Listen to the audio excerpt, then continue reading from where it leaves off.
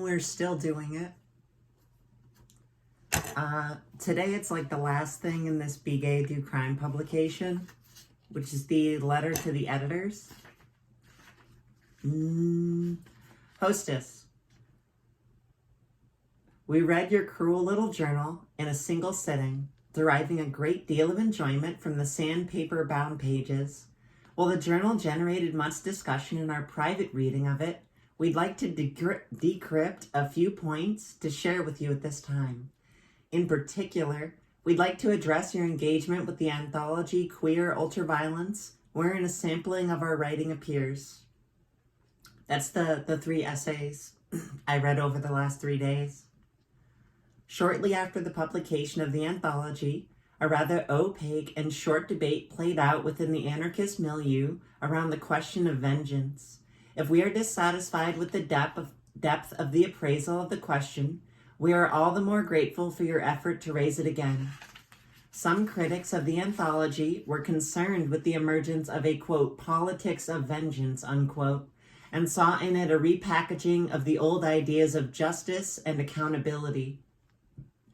We tend to see this reading as overly simplistic, willfully conflating vengeance with that which would mediate it. Perhaps much of this misreading might have to do with the shift from a praxis of vengeance, as gestured toward by the texts in Queer Ultraviolence, and the politics of vengeance feared by its critics. If we conceive of vengeance, like you, as the destruction of what destroys us, then in what way is this conception undermined by the subtle shift from praxis to politics? How could a praxis of vengeance evade the traps of accounting and balance implied in the specter of justice? Could we enact it otherwise? We suspect that much of the problem in this misreading lies in the attempts at visibility which you rightfully criticized in the introduction to Volume 1 of Hostess. The tendency towards visibility politics and representation in the bashback communiques betrays a subterranean complicity between those actions, or at least the representations of them, and the moral order towards which they feign opposition. Your critique resonates with us because it highlights some of what was at stake in our own choice to disappear from that milieu. We, ourselves, always had more interest in what transpired in silence in the space opened up by bashback, the stolen feasts, shared weapons, and long nights of conspiracy. We could dwell on this forever, but we'd like to instead pose a question. Why is the desire for visibility so omnipresent? What underlies the will to recognition? We might contend that the strength of recognition's appeal directly correlates to the feeling of isolation and powerlessness in its object. We yearn for recognition when we feel alone, when we fear our pains and joys might go unacknowledged by our friends, when we need co-conspirators in our attentat.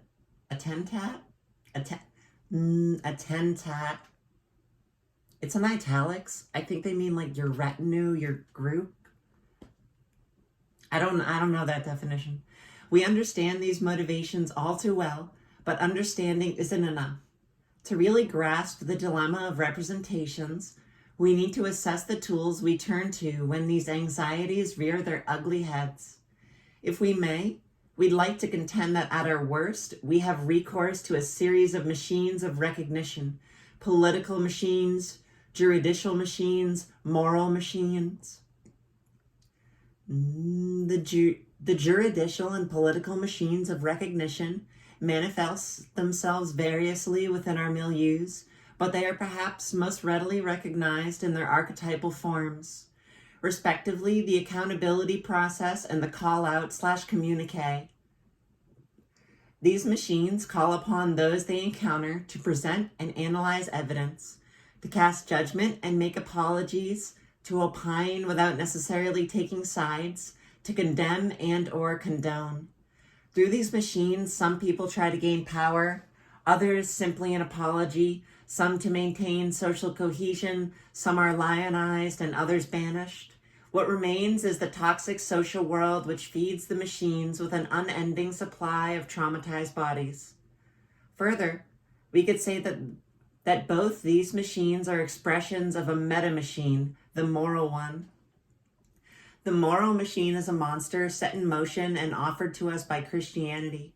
While secularly coded in Western society as crime or terrorism, the rhetorical structure of sin, integral to the moral machine, has remained relatively untouched by progress and enlightenment. Far from rebelling against this structure, the anarchist milieu might be the most zealous enemy of the bad stuff, sin. While certainly too self-aware to name the bad stuff as sin or crime or terrorists, the anarchists call it by different names: sexual assault, white supremacy, snitching, fucked up shit, etc. We've even developed a word to describe all the intertwining bad stuff: kyriarchy.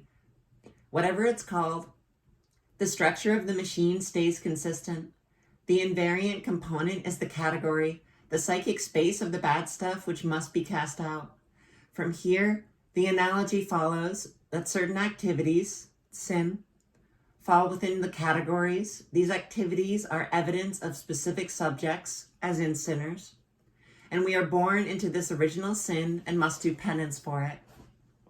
Much of the ideological basis of contemporary identity politics is rooted in the concomitant moral schema that the most oppressed and victimized by these categories are inversely the most righteous. The meek shall inherit the earth. This shouldn't be read as an apology for any of the noxious signifiers of the category, the trauma and misery caused in our lives and the lives of our friends by these, state collaborators, sexual violence, white supremacy. It's beyond measure. It is the genesis of our thirst for vengeance. We hate these forces. They are what destroy us and what we wish to destroy in turn, and yet we must insist that the moral machine offers us nothing in the way of realizing this destruction. We implore you to recall the details of any of the numerous social dramas playing out around us. In each, assuredly, the terms and stakes of the debate are limited by this machine. Only one question is ever posed: to what extent does an action or individual fall within the bad category, the space of sin? Is this or isn't this transphobic? Was that sexual assault? Do we consider this snitching? Is he a fascist? Only in the most rare cases does a discussion of particular action or individual move beyond a flat contest over where the lines of the category are drawn, from which side one is on and who is on the other. The implications of this are that if something crosses the line into the category, it is bad, and all those who haven't crossed are implicitly good. A choir of angels until proven otherwise. We wish we could tease out the implications of these designations of good and bad, but there is nothing there. It goes no further.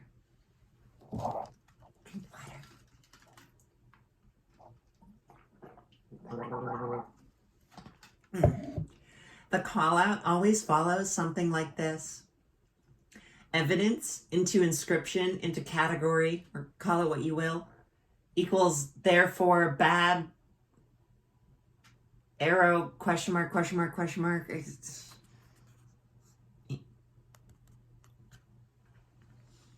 Even the critique of morality rarely breaks this formula, posing moralism as the name for the category, the bad to be excised.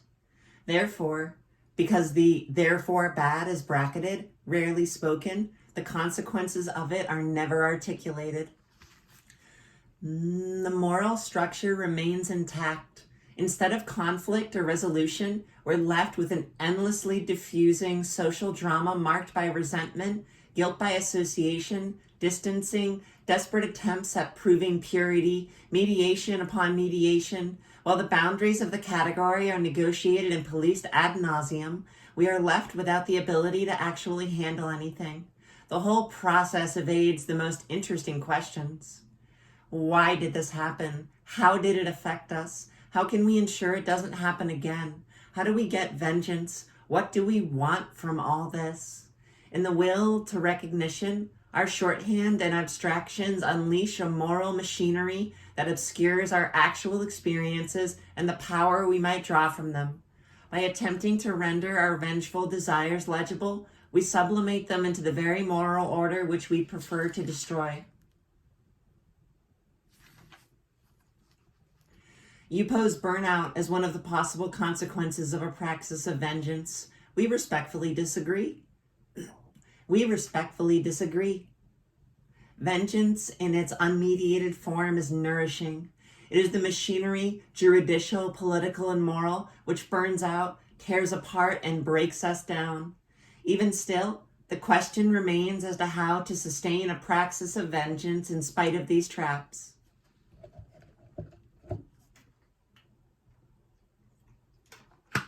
Years ago we wrote, "Our dirty talk and our nighttime whispers comprise a secret language. Our language of thieves and lovers is foreign to this social order, yet carries the sweetest notes in the ears of the rebels. This language reveals our potential for world-making. Our conflict is space for our possible other selves to bloom by organizing our secret universe of shared plenty and collective explosive possibility. We're building a world of riot, orgy, and decadence." While committing this sentiment to page may have been a youthful mistake, we still hold it to be true. If we are to sustain a project of vengeance and enjoyment, we need to build a world in which to share and nourish that praxis. That world needs to be hidden, encrypted, ineffable, and hostile to the schemes by which others would represent it, surveil it, or render it visible. There will be betrayals and conflicts in this world. How could there not be? The point is to deal with these situations without activating the machines we've detailed above. Our proposal: direct, forceful, unmediated conflict. Conflict outside of language, opaque to would-be spectators. Conflict which eschews the machines of recognition, attacking our enemies, but also undermining any who try to build political capital from those attacks.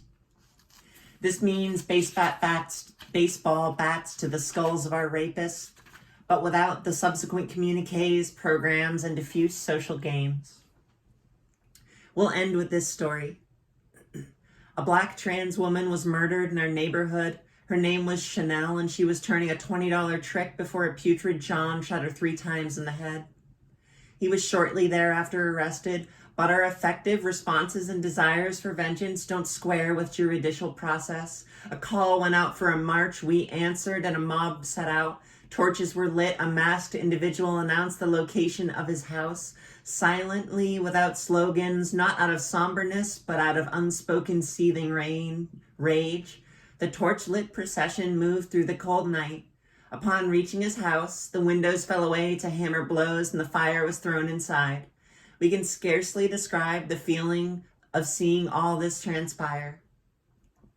It was cruel, cathartic, redemptive, and sublimely indifferent to the managerial solutions offered by this world. While some wild ones were still attacking, we could hear the distant wail of enemy sirens and made our way home through the night. While departing, we overheard some teenagers excitedly ask, "Do you think this was Bashback?" Unaware that such a formation hadn't existed in that town for years. We laughed and hurried off. No communique was ever written. Only whispers of this action remain. We may never know the brilliant ones who brought fire that night, but our worlds briefly opened onto one another in that moment, and we carry that warm glimpse with us still. Best, the Mary Nardini Gang.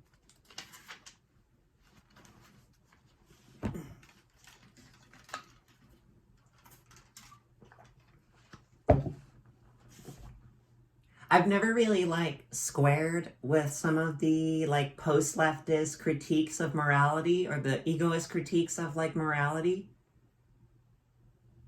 That's probably because I believe in morality as an existent thing.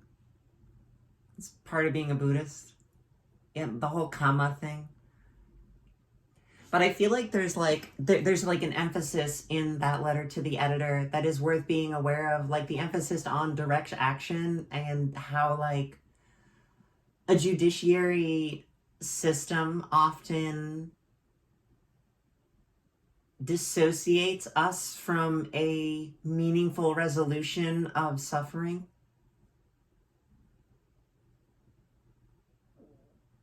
I just feel like I've met people who will read shit like this and then just be like a fucking asshole. Like I knew one person who in our community, there was a guy and he was selling drugs, and initially some people thought he was selling one drug as another drug, like, oh, this is totally this thing, but it was actually like this more dangerous thing. And so this person I knew went and beat the shit out of him, like on some people hypothesizing this might be the case because their drug experience of a psychedelic, which is always subjective, was different than the normal. So this person preemptively went and beat the shit out of this guy, and then people did lab tests, and it was what he said it was. He was selling justly. He was selling honestly. And I said to them, I was like, I think what you did was wrong, actually. And they were like, I don't fucking care. And I was like, you fucking suck. Like, you just suck. Like, acknowledge that, like, you hurt someone unjustly. Fuck. I don't know. I've read enough critiques of morality that they aren't really surprising to me anymore. But I feel like there's still something to be understood about the sentiment. It also does that irritating thing where it's like morality is always existent from Christianity. It's like, motherfucker, do your religious studies. That's not true. Just like study more religion, and you find that religions around the fucking world have like a variety of moral systems. And even in the thing, there's like a presupposed moral basis that it is morally just to engage in vengeance, and morally just in the sense that it's being socially and culturally encouraged, right? It's being, what's the word? Reveled in? Like with the last anecdote of like burning the fucking murderer's house down. Like that's being reveled in, right? That's being socially communicated as positive. And whether you want to put the moral label on it or not, it amounts to the same thing behaviorally. So it feels like this like critique of this thing that they are not actually critiquing or actually stepping outside of. Yeah, that's my thought. Tomorrow I'm gonna read Against Gender, Against Society, or is it on, or is it? I can't remember. It's about gender and society. Stay tuned for that shit. Keep being gay, suck some dick. It's the month for it.